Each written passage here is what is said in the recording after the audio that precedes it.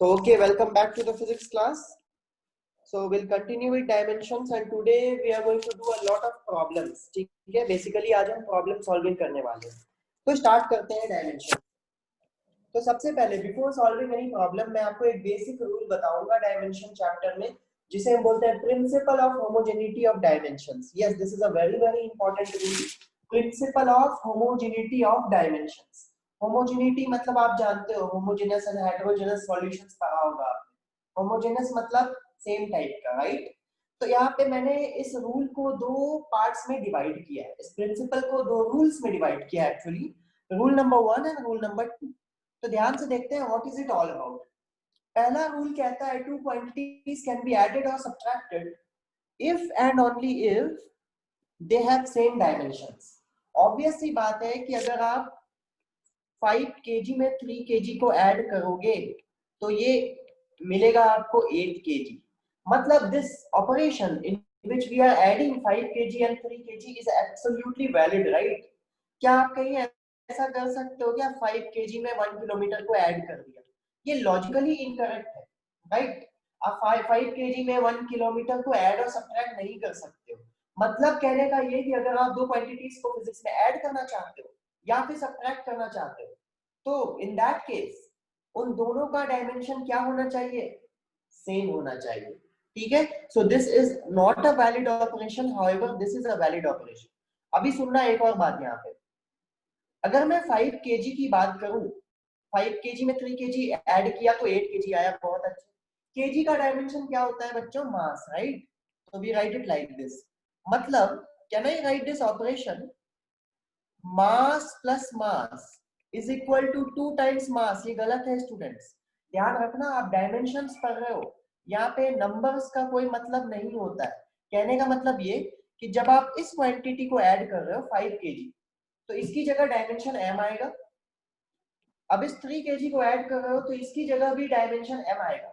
तो जब इन दोनों का ऐड करोगे तो राइट हैंड साइड में क्या आ रहा है? नंबर पे ध्यान मत दो. 5 + 3 8 वो मत देखो आप. kg plus kg gives you kg, right? It's quite obvious. अगर आप मास में मास को ऐड करोगे या सब्ट्रैक्ट करोगे तो जो उसका रिजल्ट आएगा वो भी मास होगा. तो क्या मैं बोल सकता हूँ m plus m is equal to m? ये होता है यहाँ पे, ऐसा अलजेब्रा चलता है. ऐसा नहीं m plus m को 2m कर दिया. तो क्या मैं सिमिलरली बोल सकता हूँ l लेंथ प्लस लेंथ? मतलब अगर दो ऐसे फिजिकल क्वांटिटीज को ऐड करूं जिनका डायमेंशन l है तो जो हमें रिजल्ट मिलेगा उसका भी डायमेंशन क्या होगा? l होगा. क्या ये बात समझ में आ रही है सबको? Tell me. Yes, sir. Yes, sir. तो कोई डाउट नहीं होना चाहिए. ऐसा नहीं कि सर 2m plus 2m था तो मैंने 3m कर दिया, राइट? यहाँ पे नंबर्स का कोई सिग्निफिकेंस नहीं है बिकॉज नंबर्स आर डायमेंशनलेस. तो यहाँ पे मैं एक और चीज लिख सकता हूँ एक और तरीके से. मतलब अगर m minus m मैंने किया ना तो 0. सही है ना? ठीक है? Come on guys, tell me. No, sir. सही है कि गलत है? गलत है सर. गलत है सर. हाँ, यहाँ पे वो सब बेवकूफी नहीं करना है. When I am subtracting m minus m, इसका ये मतलब नहीं हुआ कि हम दो, इसका मतलब ये है कि हम दो ऐसे फिजिकल क्वांटिटीज को सब्ट्रैक्ट कर रहे हैं जिनकी डायमेंशन मास है. तो ऑब्वियसली 10 kg minus 3 kg जो हमें मिलेगा वो भी kg में होगा. तो हमें लिखना क्या चाहिए? m. Fine enough? क्लियर है बात? अभी यहाँ पे Yes, sir. Okay, very good. इस एग्जांपल से मैंने आपको दोनों ही रूल समझा दिए. ध्यान से सुनना. पहला रूल क्या था? हम दो क्वांटिटीज को ऐड और सब्ट्रैक्ट तभी करेंगे जब उनका डायमेंशन सेम होगा. दूसरे रूल को आप पढ़ो ध्यान से. क्या लिखा है मैंने? The physical quantities on the two sides of equality, मतलब इक्वल टू के लेफ्ट साइड और राइट साइड, LHS और RHS का डायमेंशन हमेशा सेम होना चाहिए. क्या यही हम तभी से बोल रहे हैं कि मतलब अगर लेफ्ट हैंड साइड आपका ये LHS है तो ओवरऑल LHS की डायमेंशन मास है, तो राइट हैंड साइड में भी डायमेंशन क्या होगा? मास ही होगा. कहने का मतलब ये है कि आप कभी ऐसा ऑपरेशन नहीं कर सकते. एक मिनट रुक जाओ. ओके ओके ओके, यस, चलो ठीक. What I want to say you is that you cannot perform this operation m minus m is equal to l. ये इम्पॉसिबल है अगर करना. करेक्ट? क्या मेरी बात सबको क्लियर हो चुकी है अच्छे से? Yes sir. Yes sir. दो रूल्स है, दिमाग में बिठा लो, हर क्वेश्चन इसी दो रूल्स पे होंगे। अभी बहुत सारे क्वेश्चंस करने वाले हैं हम, and you will find that in each and every question I am using the same two rules every time. पहला रूल, दो क्वांटिटीज को ऐड और सब्ट्रैक्ट तभी कर सकते हैं जब उनका डायरेक्शन सेम है। दूसरा रूल, जब आप ऐड और सब्ट्रैक्ट कर रहे हो ना, तो इक्वल टू के लेफ्ट हैंड साइड का डायमेंशन और इक्वल टू के राइट हैंड साइड का डायमेंशन एग्जैक्टली सेम होगा। These two rules together are called principle of homogeneity of dimensions. I hope this concept is very much clear. I'll give you 2 minutes, 1 minute. If you have any doubt regarding any point, please ask it right now because this is the most important topic of the chapter. 1 minute de raha hu main. To attempt this question, it is given the velocity of a particle is given by v equal to a plus dt plus c upon d plus t. और यहाँ पे कुछ data दिया हुआ है आपको, data मैं लिख देता हूं। A, B and C are constants, and T stands for time. So my question is find the dimension of A, B, C and D.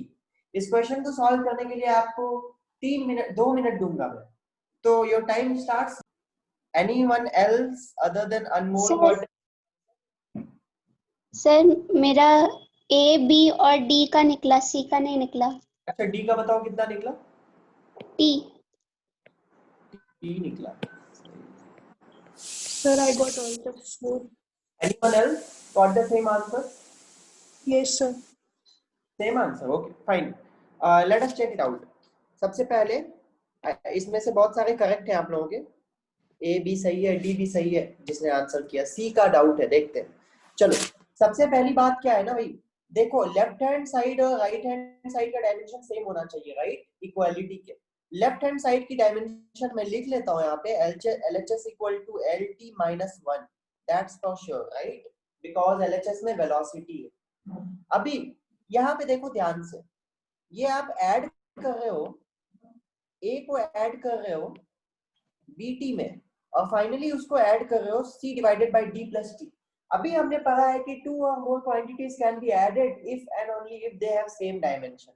तो क्या मैं यहाँ पे बोल सकता हूँ dimension of A is equal to dimension of BT, क्योंकि आपने BT को ऐड किया है A में, is equal to dimension of C divided by D plus T, क्योंकि आपने C divided by D plus T को भी ऐड किया है। क्या बात समझ में आई? यहाँ तक किसी को कोई doubt? No sir. No sir. And you also know that dimension of LHS must be equal to dimension of RHS। तो भाई RHS, ये सारी चीजें RHS है, तो इसकी डायमेंशन जो होगी LHS की डायमेंशन के इक्वल होगी। LHS का डायमेंशन मालूम है, तो यहाँ से आपको डायरेक्टली मिल जाएगा A का answer. A is exactly equal to LT minus 1। तो A का आंसर सबने सही दिया था, LT minus 1। अब मुझे B निकालना है। क्या मैं इन दोनों को इक्वेट कर दूं? BT equal to LT minus 1, come on tell me। Yes sir. Equate these two। किसी को कोई भी डाउट हो पूछ लेना। BT is equal to LT minus 1। Now this T stands for time, तो इसकी जगह पे कैपिटल T लिख देते हैं डायमेंशन के फॉर्म में, LT minus 1। तो भाई यहाँ से B की वैल्यू आ जाएगी, B की वैल्यू आ गई LT minus 2, जो कि तुम लोगों ने आंसर किया था, ये भी सही है। ओके, यहाँ तक नो प्रॉब्लम? किसी को प्रॉब्लम है? Please ask it. Any stand? No sir. Okay, B भी मिल गया। अब बचे सी और डी। पहले मैं डी निकालूंगा क्योंकि वो मुझे डायरेक्टली दिख रहा है। आप देखो, क्या डी को आपने किसी चीज से ऐड किया है? ध्यान से देखो, किया है ना? Just concentrate on this term. Is D being added to time? Yes और no? Yes sir. And you know that if there any two quantities are added, they are going to have same dimension। तो क्या D का dimension time होगा? जो अभी answer किया था किसी ने, डी का डायमेंशन टाइम होगा। यस और no? Yes sir.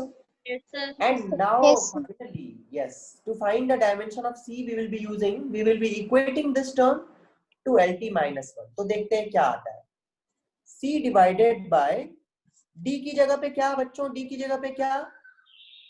Time. D का डायमेंशन क्या है? टाइम। प्लस D प्लस क्या है यहाँ पे? T। तो T का डायमेंशन भी तो टाइम ही होता है। This must be equal to LT minus 1। अभी मुझे ये बताओ T प्लस T कितना होगा? T। t प्लस टी होगा, राइट? तो c is equal to L T power minus 1 into T, तो कितना आ गया? l। कितना आ गया? l। तो c का करेक्ट आंसर क्या है? L। Swati, one second। अब मुझे ये बताओ कि कितने लोगों को ये चारों ही part A B C and D समझ में आ गया है? हाँ सर, आ गया। देखो ध्यान गया से। सर। ओके, आप देखो ये जेई में पूछा गया है, एम्स में पूछा गया, बट इस क्वेश्चन में है क्या? कुछ भी नहीं। लॉजिकली बस दो रूल जो मैंने बताया आपको वो याद रखने हैं, आप सारे क्वेश्चन बना लोगे, ठीक है? Yes sir. यस। चलो अब नेक्स्ट क्वेश्चन करते हैं। नेक्स्ट क्वेश्चन हमारे पास ये है, आप ध्यान से देखो इस क्वेश्चन को। इट्स आपने केमिस्ट्री में इसे पढ़ा होगा, this is called van der Waals equation. Yes sir. One of the very important equations of chemistry. इसको रियल गैस इक्वेशन भी बोला जाता है, right? Yes sir. So there you go. It's a highly repeated question. Believe me, it has been asked in JEE, NEET, AIPMT, JIPMER, क्या क्या पता नहीं, हर जगह पूछा गया क्वेश्चन है ये। तो आपके पास वैन डेर वाल्स इक्वेशन है, where P stands for pressure, V stands for volume, T stands for temperature, and R is universal gas constant. So find the dimensions of A and B. But before solving the question, I'll just tell you something about capital R. क्या आपने ये equation सुना है students? PV equal to NRT, सबने Yes, sir. सुना है, ideal gas equation. सो हम सबसे पहले ना ये जो यूनिवर्सल गैस कांस्टेंट है इसकी डायमेंशन निकाल लेते हैं, क्योंकि ये बहुत जगह यूज होने वाला है। तो we will use this formula to calculate the dimension of capital R. तो क्या मैं यहाँ से लिख सकता हूँ capital R is equal to PV upon n T. भाई प्रेशर का डायमेंशन मुझे कौन बताएगा? क्या प्रेशर का फॉर्मूला होता है force upon area, isn't it? Force per unit area. इसे हम स्ट्रेस का फॉर्मूला भी फोर्स पर यूनिट एरिया होता है। We will read about stress and strain in mechanical properties of solids. तो फोर्स की डायमेंशन आपको मालूम है mlt minus 2। And what is the dimension of area students? What is the dimension of area? l L l या l square? square. अच्छा, volume का? L cube. Exactly. तो भाई प्रेशर का डायमेंशन आ गया ml minus 1t minus 2। ठीक है, इसको सब्स्टिट्यूट करते हैं यहाँ पे और r का डायमेंशन निकालते हैं। ml minus 1t minus 2 multiplied by volume का dimension l cube divided by, अच्छा what will be the dimension of n students? ये जो n दिख रहा है आपको क्या है? Number of moles. तो क्या नंबर का कोई डायमेंशन होता है? नहीं होता है, राइट? तो n will be a dimensionless quantities. Again temperature की डायमेंशन क्या होती है मैं आपको बताना भूल गया था, इट इज केल्विन के। फाइन है ना?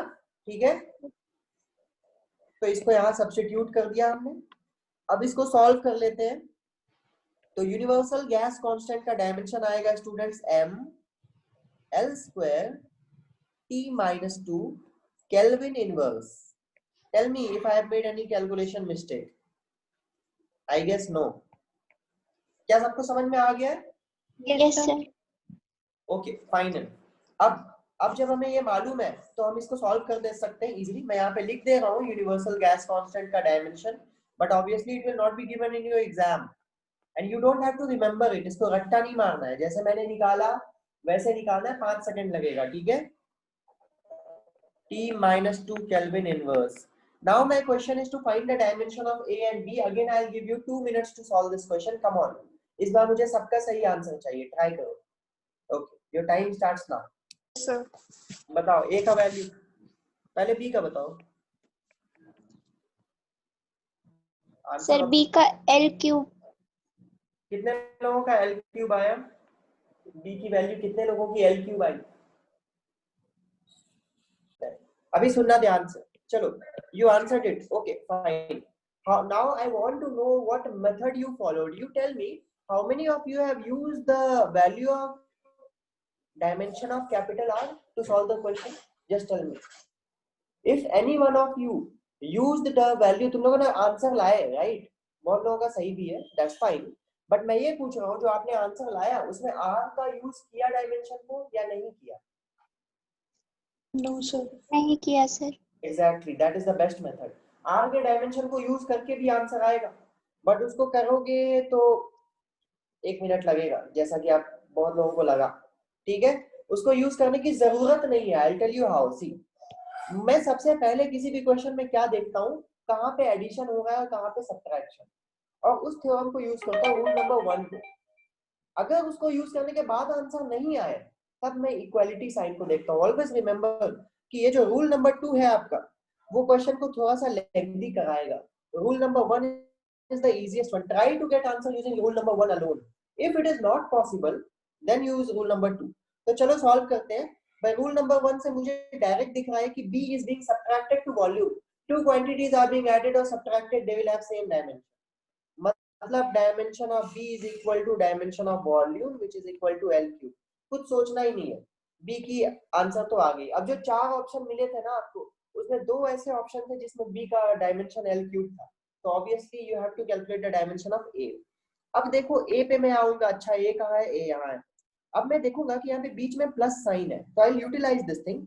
मैं सोचूंगा भाई प्रेशर में मैंने ऐड किया है इसको, मतलब प्रेशर का और इस क्वांटिटी का, इस क्वांटिटी मतलब A अपॉन वी स्क्वायर, दोनों का डायमेंशन सेम होना चाहिए। होना चाहिए तो कर दो, dimension of pressure is equal to dimension of A upon v square, काम खत्म। प्रेशर की डायमेंशन हमें मालूम है, याद नहीं है, रटना नहीं है, सोचो ऐसे सोचो मेरी तरह। Pressure is equal to force by area. Force का होता है mlt माइनस 2, एरिया का होता है L स्क्वायर। डिवाइड करोगे कितना होगा, ml minus 1 t minus 2 is equal to, अगर मन में नहीं कर पा रहे हो कोई बात नहीं, स्टार्ट में थोड़ी प्रैक्टिस लगेगी, कॉपी में लिख के करो, right. Equal to a upon dimension of A upon dimension of b square, volume होता है L क्यूब, तो स्क्वायर करोगे आप तो L6, तो भाई A का आंसर आ गया ml5t माइनस 2। किसने सही आंसर दिया था, किसी ने बोला था अभी थोड़ी देर पहले, कौन था वो? सर झलक। झलक, तुम झलक हो? You are Jhalak, right? Yes sir. ठीक, ओके ओके, चलो, got it? Concept is clear to everyone? यस I gave a lot of time on these two questions. I don't want to be ever confused in these type of questions. Is it very much clear to everyone? किसी को slightest of the doubts भी है, अभी पूछ लो मुझसे। No sir. Okay, individually, ठीक है। जागृति, is it clear? Yes sir. पंखुरी? Yes sir. Yes sir. Fine. Now what we are going to do, ये 2 क्वेश्चन तो मैंने आपको समझाए। अब करेंगे, पहले तो एक नोट पॉइंट करेंगे, all the logarithmic function, exponential function and trigonometric functions are dimensionless quantities। आपको ये बात पता है अच्छे से, I'll just reiterate it। आप सोचो, log x, sin x, cos x, कुछ भी आप ले लो, एक्सपोनेंशियल फंक्शन मतलब e to the power x और e to the power minus x। ये सारी चीजों में वेरिएबल क्या है बच्चों? What is a variable here? x, right. तो आप x की जगह कोई नंबर ही तो डालोगे ना, जैसा साइन और कॉस में x की जगह एंगल डालोगे आप, 30 डिग्री 60 डिग्री कुछ भी, तो ये जो भी रिजल्ट आएगा sin 30 cos 60 anything, that will be a pure number, right? Correct. अब जब लॉग में x की वैल्यू डालोगे, log 10, log 20, log 2, वो भी एक प्योर नंबर ही आएगा। ये दोनों हमारे एक्सपोनेंशियल फंक्शन कहलाते हैं, e to the power x and e to the power minus x। यहाँ भी जब आप x की वैल्यू डालोगे ना, तो वो प्योर नंबर आएगा, आप उसे कैलकुलेटर से कैलकुलेट कर सकते हो। तो इन तीनों ही केसेस में, किन 3 केसेस में? Logarithmic functions, exponential functions and trigonometric functions, the result obtained is a pure number, so these are always dimensionless quantities. That is what I have written. These are always dimensionless quantities. Now very good level questions will be designed on based on these 3, maybe today or next class, तो ध्यान रखना इस concept को। Point number 1. Now I will not discuss right now point number 2, note का point number 2 हम later on discuss करेंगे। It is actually one of the drawbacks of dimensional analysis. Later on we'll come on that. अभी हमारा assignment number 1 हमारे सामने है, ठीक है? तो फटाफट इस असाइनमेंट को सॉल्व करेंगे। कितना टाइम बचा है हमारे पास? अभी है ना, अभी टाइम है, अभी आधा घंटा है। आधा घंटा में हम ट्राई करेंगे इसको सॉल्व करने की। भाई सबसे पहले आते हैं, ठीक है? एवरीवन रेडी टू सॉल्व ना? Yes sir. Yes Yes, sir. sir.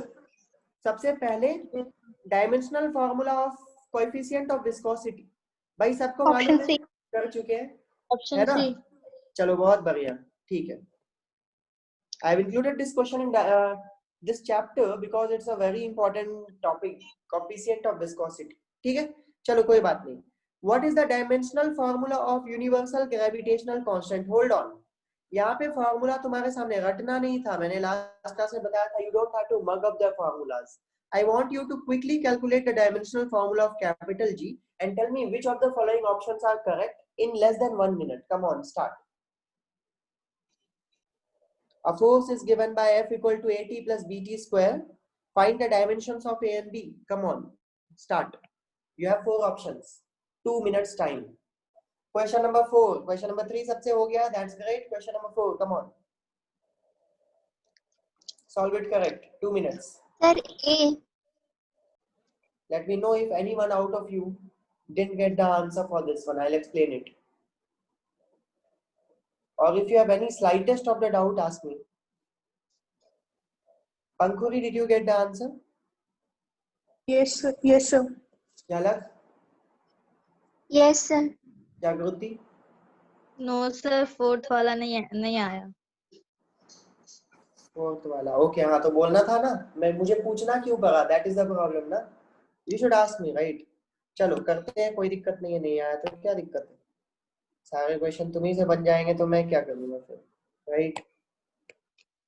Okay, v is equal to at plus b by t plus c। देखते हैं, ध्यान से समझेंगे। We have to find the dimension of a and b। v stands for velocity, t stands for time. चलो, first thing what I'll do, I'll first find two quantities that are being added up. So I can see AT is being added to B divided by T plus C.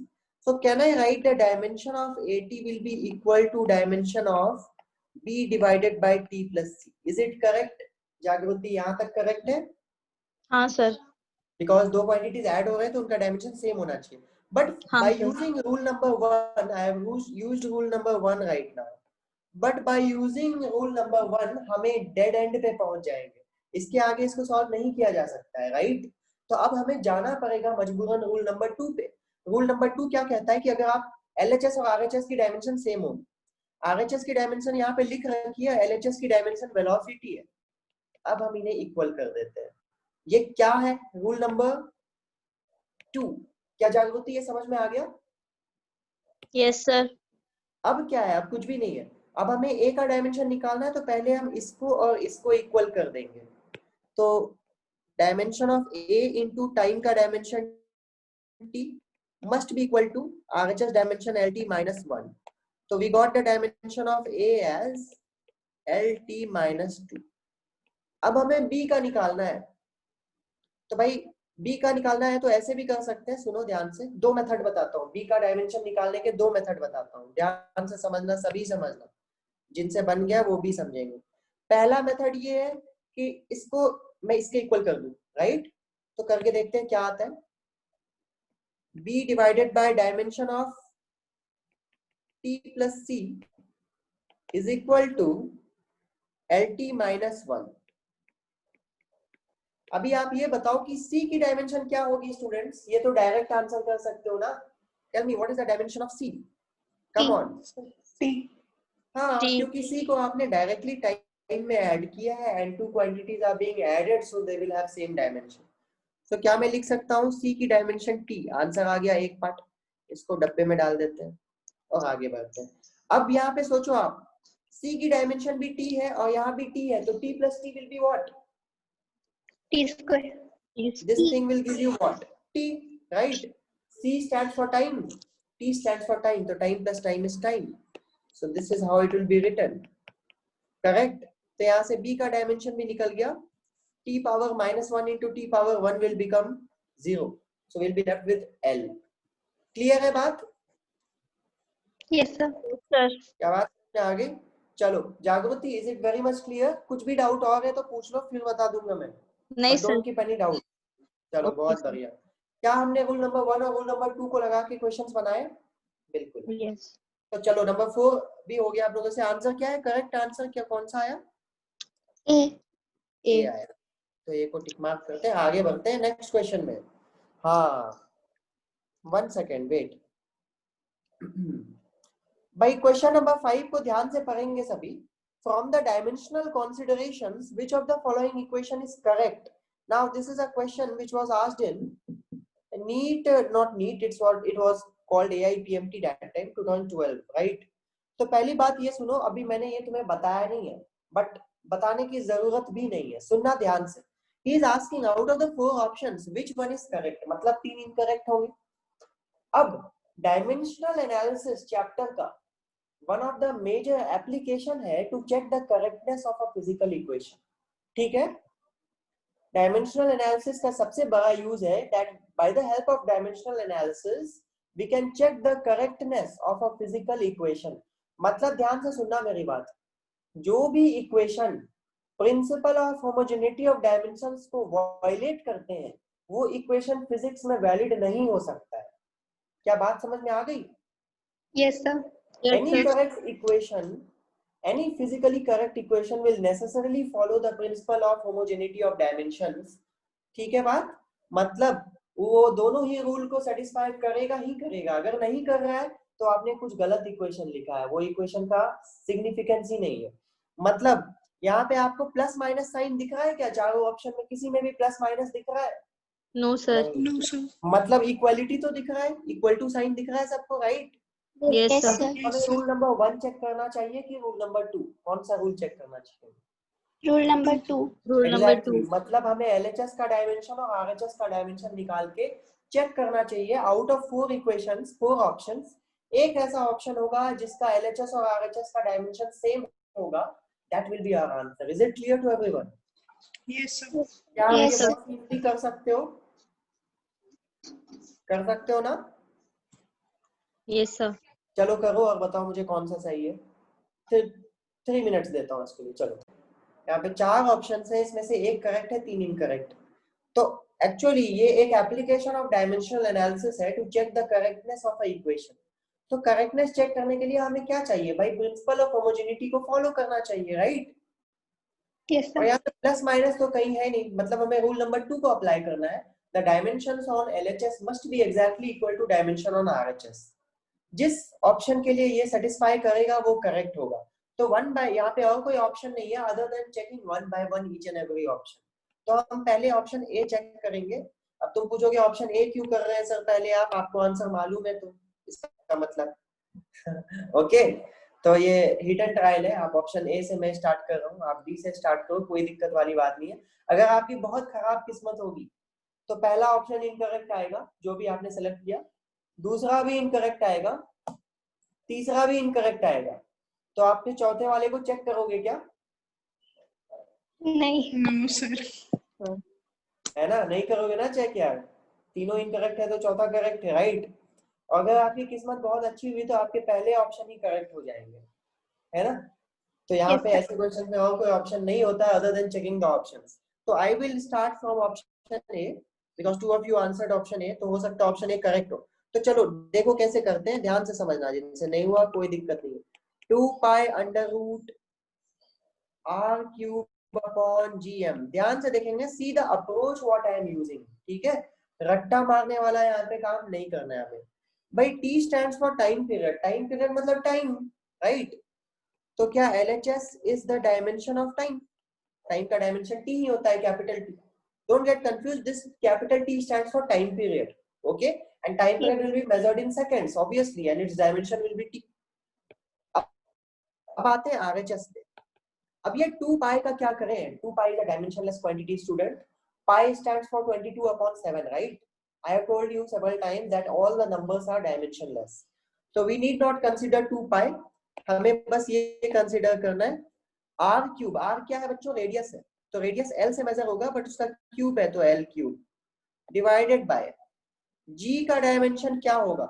मुझे याद फिर से नहीं है, मैं seriously बता रहा हूँ, मुझे याद नहीं रहता है क्योंकि मैं याद रखना नहीं चाहता हूँ। मैं जल्दी से फॉर्मूला लिख के निकाल लेता हूँ। फोर्स का होगा mlt minus 2 multiplied by R square which stands for L square divided by m1 m2 मतलब mass into mass is mass square. तो भाई ये हो गया m power -1 l cube t power -2। यही होता है ना जी का डायमेंशन, Yes, sir. Yes, sir. देखो मैंने गलत तो नहीं लिखा है? No, No, sir. sir.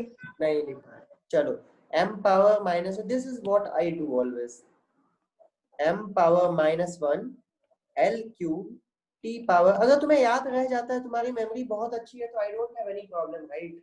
मेरी उतनी अच्छी नहीं है इसलिए मैं कॉन्सेप्चुअली करता हूँ। मल्टीप्लाइड बाय g लिख दिया। अब g के बाद क्या है? कैपिटल M, तो that stands for mass. So this m and m power -1 will get cancelled. L cube and L cube will get cancelled. 1 by t power -2 जब ऊपर जाएगा तो कितना बचेगा? t power 2 और इसका स्क्वायर रूट लोगे तो कितना बचेगा?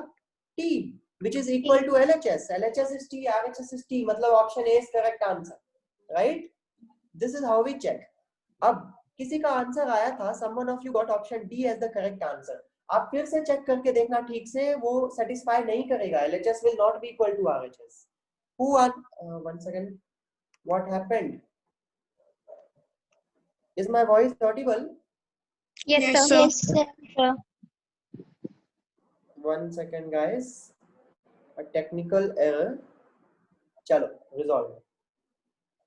अब मुझे बताओ कि जिसका भी आंसर डी आया था, क्या उसके डाउट्स हैं अभी कुछ भी, या वो क्लियर हो चुका है? नो सर, हो गया क्लियर। हो गया ना? आपने कहीं कैलकुलेशन मिस्टेक किया होगा, प्लीज मेक श्योर कि आप हाँ सर। कैलकुलेशन करें, है ना?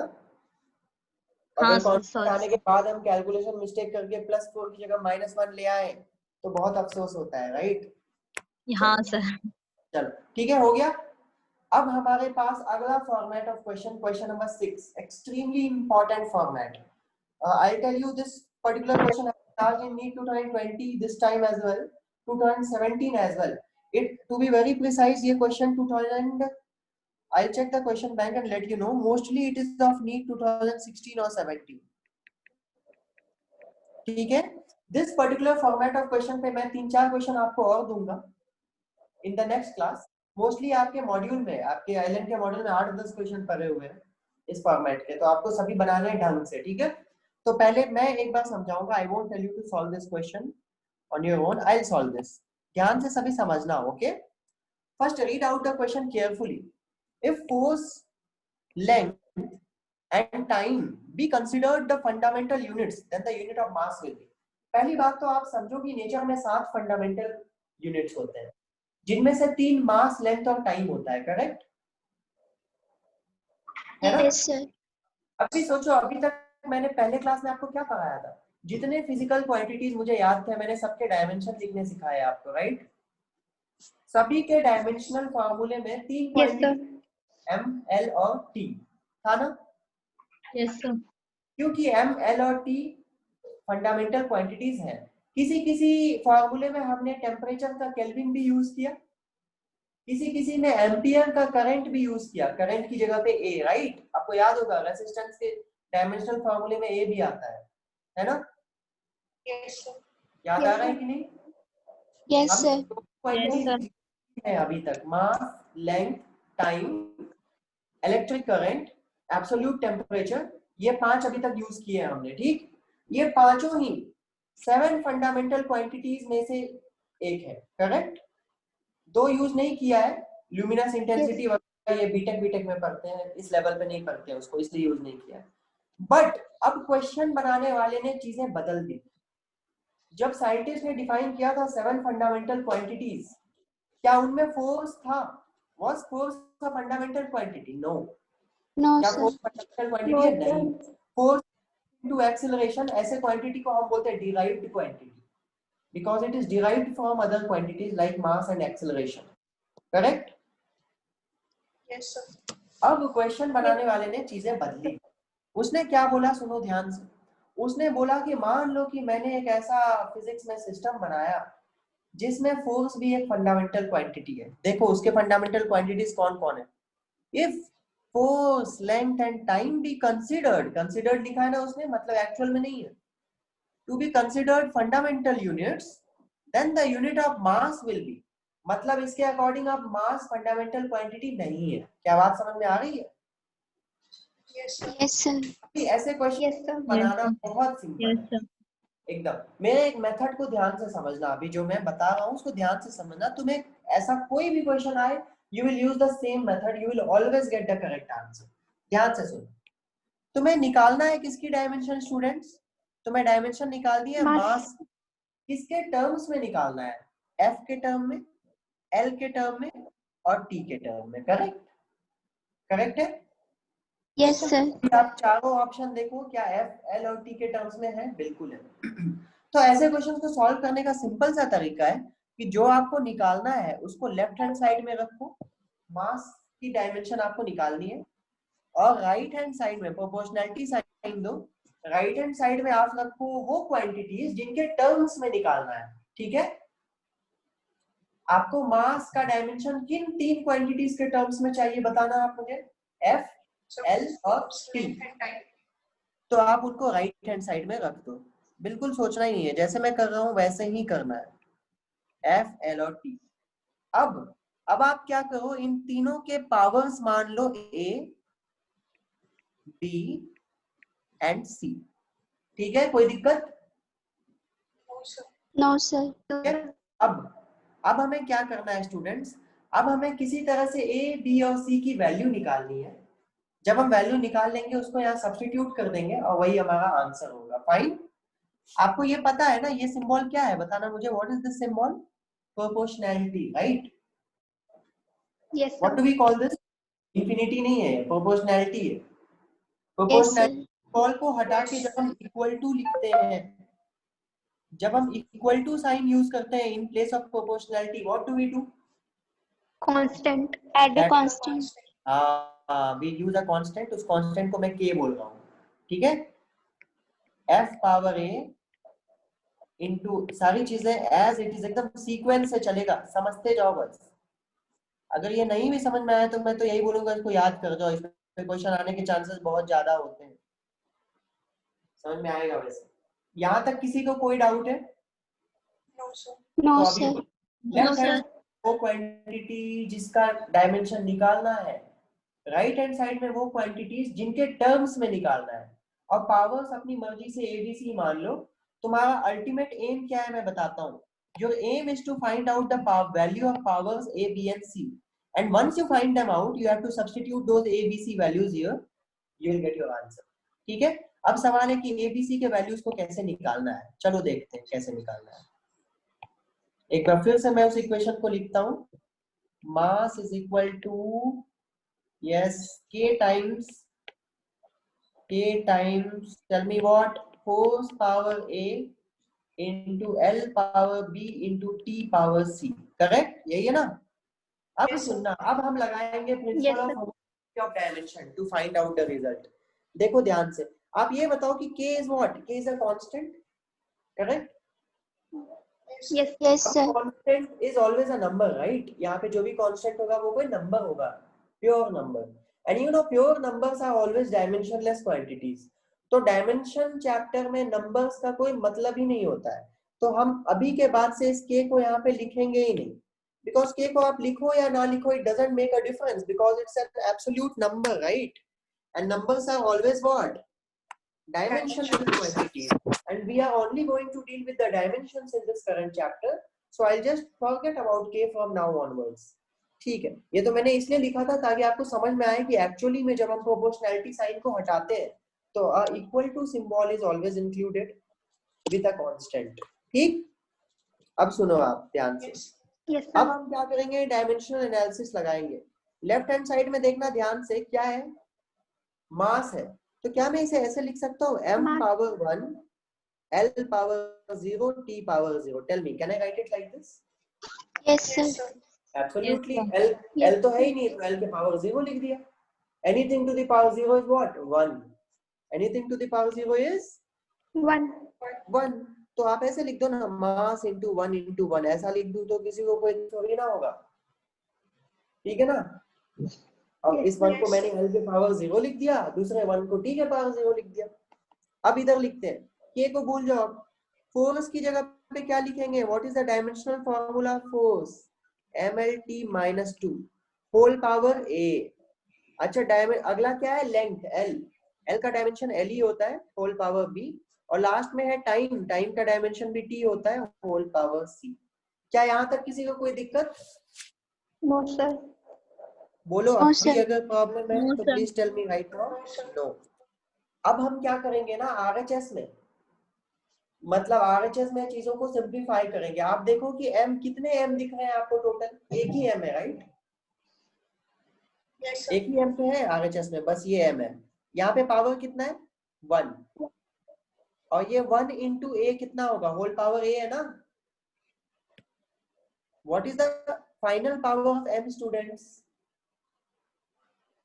1. फाइनल पावर ऑफ m 1 नहीं है बच्चों, फाइनल पावर ऑफ m कितना है, ध्यान से देखो, यहाँ पे 1 है, बट बाहर होल पावर a है ना स्टूडेंट्स, है ना? Yes. तो आपको पता है ना, Yes, आप ऐसे sir. करते हो कि नहीं, याद देखो मेरी बात, 2 स्क्वायर, ये देखो ये mathematical operation, 2 square whole power 3, तो क्या करते हो, 2 to the power 2 into 3, 2 to the power 6, यही करते हो ना? Yes, sir. यस और no? Yes, sir. Exactly, this is what you do. So that is what I am doing here. The total power of m is how much? m power A. a. अच्छा अब l देखो, एक l यहाँ पे है, एक l यहाँ पे है। Can you tell me what is the power of l over this l? इस l का पावर कितना है बच्चों? A. A. Come on, a, और इस l का पावर कितना है? B. 2 minus 2A. b। हाँ, इस l का पावर Sir, कितना है? B. b है, हाँ, माइनस 2a का, वो t का पावर है ना? तो आपको पता है ना, जब भी बेस सेम होता है तो पावर को क्या करते हैं?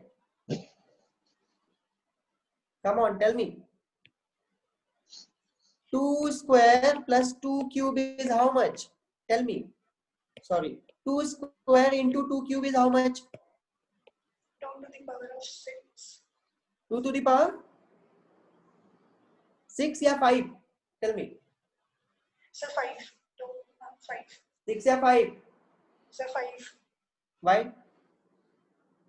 Because whenever we multiply two quantities to exponential function and if their base is same, आप देखो बेस सेम है दोनों का, बेस 2 है, जब भी बेस सेम होता है ना तो पावर को ऐड करते हैं, राइट? Yes, sir. अरे करते हैं ना, अरे तुम लोग को आता है ना ये सब, जल्दी बोलो। Yes, sir. तो ऐसे Yes, चुप sir. चुप से क्यों हो तुम लोग? यही दिक्कत है नीट वाले स्टूडेंट का, मैथ्स बहुत घटिया होता है ना। ना मैथ से एकदम दुश्मनी होती है, राइट? चलो कोई बात नहीं, ठीक है। तो अब मुझे आप लोग बताओ कि टोटल पावर ऑफ एल कितना है, जल्दी बोलो। Sir, L to the power of A. L to the power of A plus B. है ना, सबको समझ में आया है ये बात? अभी Yes, बताओ मुझे। sir. Yes, ठीक sir. है, अगर समझ में आया ना तो तुम लोग सी मुझे टी के टोटल पावर का सही आंसर दोगे, तब मैं समझूंगा कि समझ में आया। अब मुझे बताओ C टी के minus 2A. Sir, T to the power of minus 2 Min- plus 3. 2A plus B. चलो सी माइनस 2a या फिर माइनस 2a प्लस सी।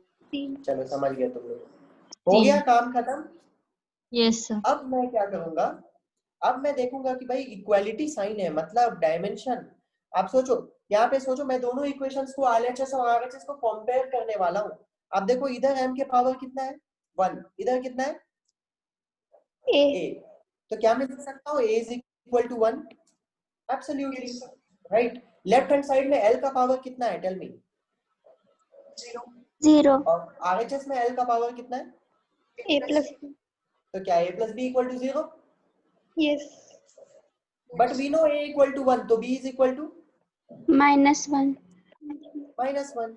Finally, t के पावर बोलो, लेफ्ट हैंड साइड में 0, राइट हैंड साइड में minus 2a plus c, correct? Ultimately हमें a, b और c का वैल्यू ही तो चाहिए था ना। Yes, sir. Yes, तो sir. आप यहाँ पे a की वैल्यू 1 रखोगे तो c की वैल्यू कितनी आएगी, 2 आएगा। Yes, sir. मुझे बताओ कि ये कितने लोग समझे यहाँ तक? कोई भी डाउट है पूछ लो अभी। Very important format, most important format of the chapter. If you have any doubt, ask it right now. किसी को भी कोई स्टेप में डाउट है तो बोलो, अगर नहीं है तो No, वो भी sir. बोलो। No, sir. चलो बहुत बढ़िया। फाइनली जब तुमने ए बी सी की वैल्यूज निकाल ली, अब कुछ मत करो, चुपचाप इस इक्वेशन में रख दो, तुम्हारा आंसर तुम्हारे सामने नजर आएगा। मैंने बोला था ना के का कोई सिग्निफिकेंस नहीं है, कांस्टेंट को भूल जाओ। अब ए की वैल्यू कितनी आई थी स्टूडेंट्स? ए का वैल्यू कितना था? ए का 1, बी का -1, सी का 2। तो let's substitute it finally. F power A मतलब F power 1, B L power -1, T power 2। देखो कौन सा ऑप्शन दिख रहा है? So C option. तो बस हो गया आंसर। क्या ऐसे क्वेश्चन अब आप बना सकते हो सही? मुझे बताओ। Yes, sir. Will you be able to solve this type of question? हर क्वेश्चन जो भी ऐसा क्वेश्चन आएगा यही करना है। डोंट थिंक कि सर ये तो बहुत लेंथी है 2-3 मिनट। अरे बिल्कुल नहीं, 30 सेकंड लगेगा, प्रोवाइडेड कि आप 10 प्रैक्टिस क्वेश्चन बना लेते हो, जो कि मैं करा दूंगा practice, don't worry about that. ठीक है? Yes, So sir. once you solve 5 to 6 question, कितना टाइम लगेगा यार? एक ही टाइप का क्वेश्चन है, 30 सेकंड हार्डली। बहुत स्लो हो तो 1 मिनट लगेगा, but you will be able to solve this question, correct? Yes, sir. Is it conceptually clear to everyone? Come on, tell me. Yes, sir. चलो बहुत बढ़िया।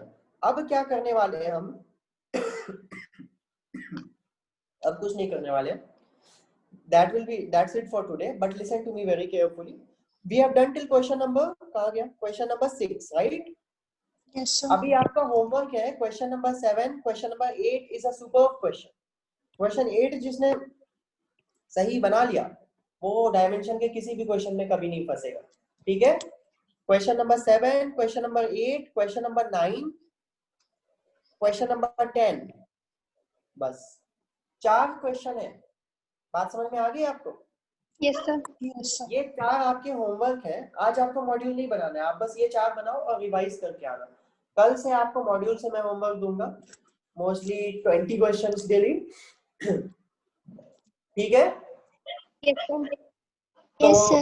the other important thing is that along with teaching, देखो the most important thing, मैं कहीं भी पढ़ाता हूँ तो ऐसा कभी नहीं होता है कि बच्चे को समझ में ना आई मेरी पढ़ाई। सब समझते हैं जो भी मैं पढ़ाता हूँ, तो they will understand it ultimately, but still there is a possibility that later on marks नहीं आते हैं। तो उसका एक ही रीजन होता है कि they don't do revision.